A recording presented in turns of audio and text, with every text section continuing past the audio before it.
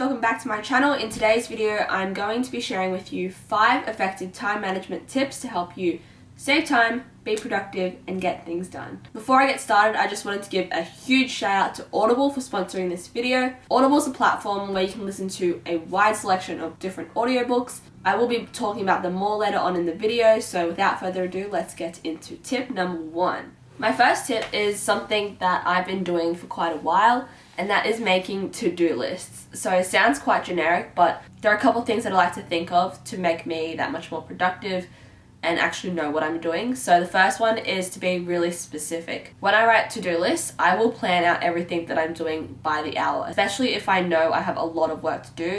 Writing a to-do list can sort of just like take all that mess and stress from my head and like put it onto a piece of paper. But on that to-do list, I will be as specific as I can. So instead of just writing something like biology revision, which is quite broad and can sort of leave a lot of room for being unproductive because you're like, oh, should I do a past paper? Should I write some notes? That decision you have to make in that time is already wasting time. I will be as specific as to say, do biology past paper, paper 3, 2013. I'll be right down to the point, so when I get to that part of my schedule, there's no time wasting. I know where to find that past paper and just do it.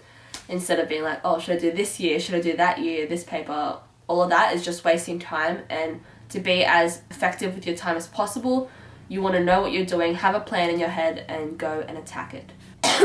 Following on with doing a to-do list, you also want to be able to organize all your tasks. So if you are coming up to the weekend and you know you have a lot of work to do, writing a to-do list can be the first step of sort of making you more productive. What I tend to do is I'll separate it by subject. So if I have assessments coming up, I will write down, again, a specific to-do list, all the components that I need to do for that task to complete it. Just breaking it up into smaller parts can make it seem less overwhelming, and it can also help structure the way you go about the task. Because it seems less overwhelming, you're more likely to go on with it rather than procrastinate it and then be confused as to where to start. So organizing your tasks is also another really important thing you should do to help you save time and be more productive. Moving on to tip number 2. This is something that takes a lot of practice, and especially when you get older and you have a lot more work to do and just like everything builds up, one thing you really need to learn how to do is prioritize. Prioritizing is something that took me a while to learn, but also it's extremely important if you want to keep a balanced lifestyle. So especially in the last year of high school where I had a lot of commitments I had to do,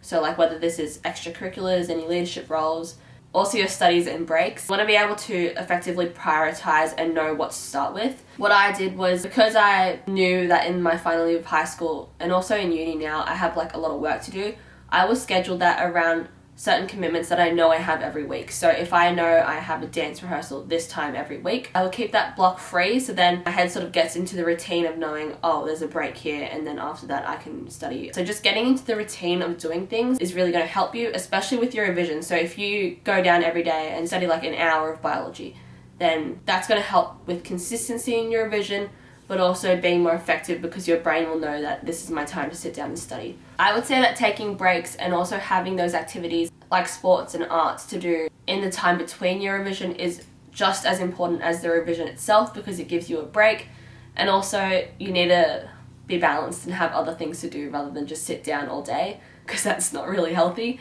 So what I found is getting in the routine of things and scheduling my revision around my commitments helped me to be more effective and productive, because for example, I knew I was on a time crunch. I had like only an hour to complete this task, so I knew I had to finish that to be able to go to my dance rehearsal.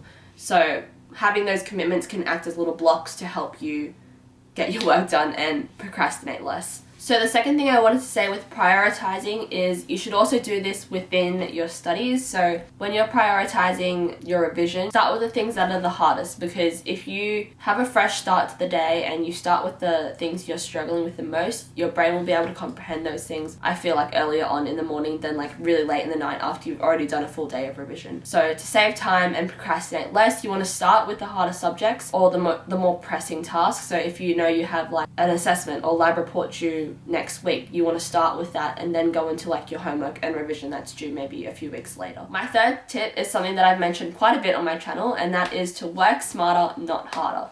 So working hard is important, but working smarter, I think, is even more important. In terms of working smarter, to me, that just means being able to effectively judge how to best go about a certain task. So for example, if I was studying for maths, I know working smarter means doing the past papers and practice questions over writing notes, because you could be working hard going over your notes, writing more summary notes, but that's not going to be as effective as doing questions. So doing questions for me would be working smarter, even though I may still be working hard writing those notes. One thing that I stand by and I think really helped me in my final year of high school is using my waiting time. What I call waiting time is things like sitting on the train for an hour if you have to commute. If you, say for example, last week I had an appointment where I was sitting in the waiting room for an hour, so that's technically waiting time, where I could be doing something else. So I sat there for an hour, edited a video. There's a lot of times where I go to places and I'm like, I could be doing something way more productive now. So what I do is I bring something along with me that I can do in this waiting time. For example, in chemistry, I would bring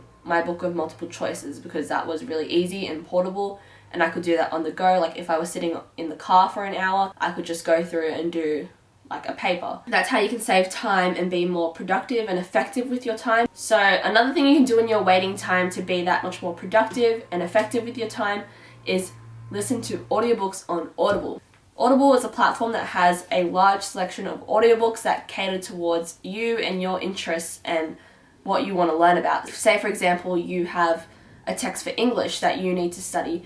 You can hop onto Audible, search your book up and listen to text itself when you're on the train, when you're walking to school, whatever it is. You can use that waiting time, be more effective, and basically study for English as you're walking and listening to your audiobook. I personally like to listen to audiobooks when I'm like on the bus, when I'm on the train. Again, just using that waiting time. I personally think that medical books are really interesting. There's such a huge selection on Audible that you can go and listen to. You just have to search it up in the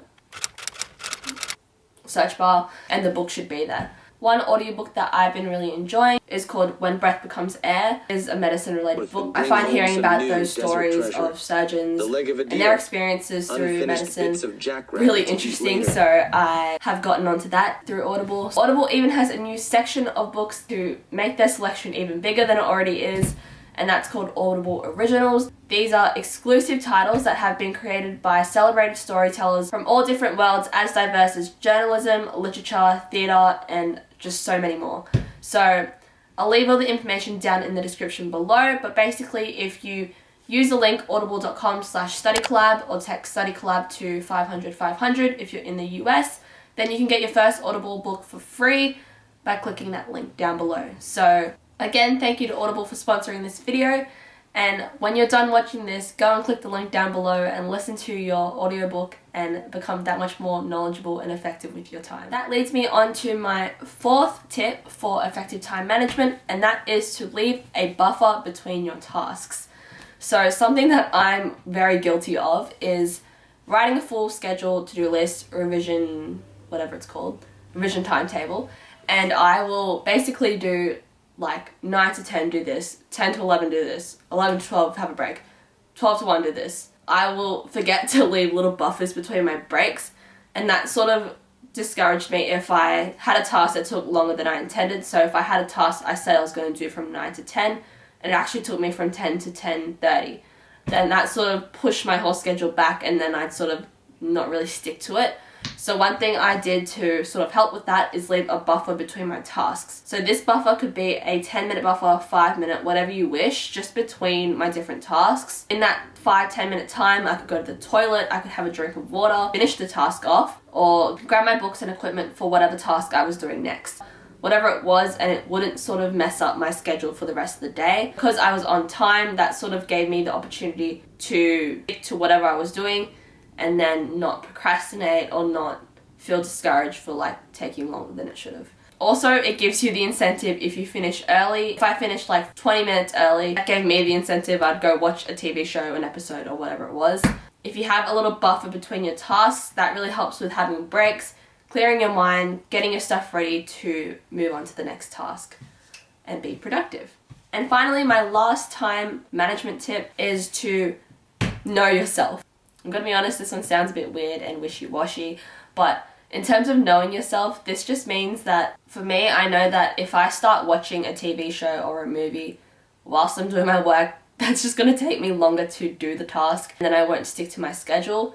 So to be effective and not procrastinate with my time, I will remove all my distractions. So I will move my phone, go and hide it somewhere. I'll turn on self-control on my laptop to block all my social media websites, because I know that as soon as I like go and click something or I start scrolling, I will not stop. So that's me knowing myself and knowing that if I have a task that I really have to complete, I can't listen to music, I can't watch TV at the same time, and I can't have my phone around me, otherwise I'm just going to get distracted. Another thing I also do in terms of knowing myself is I know that I have to start with the harder tasks first, otherwise I'll never do them. If I start with something I enjoy more doing first, I will continue to just do that task throughout the day and then neglect the other ones that probably need more work on. Do the tasks you don't want to do first, so then once you get them out of the way, everything else will seem a lot easier and you'll be able to complete it in a quick enough time to give you a break at the end. In terms of also knowing yourself, you should also know how long you can stay focused for. Like for me, I know I can stay focused for a solid hour and a half if I'm not doing a past paper or something.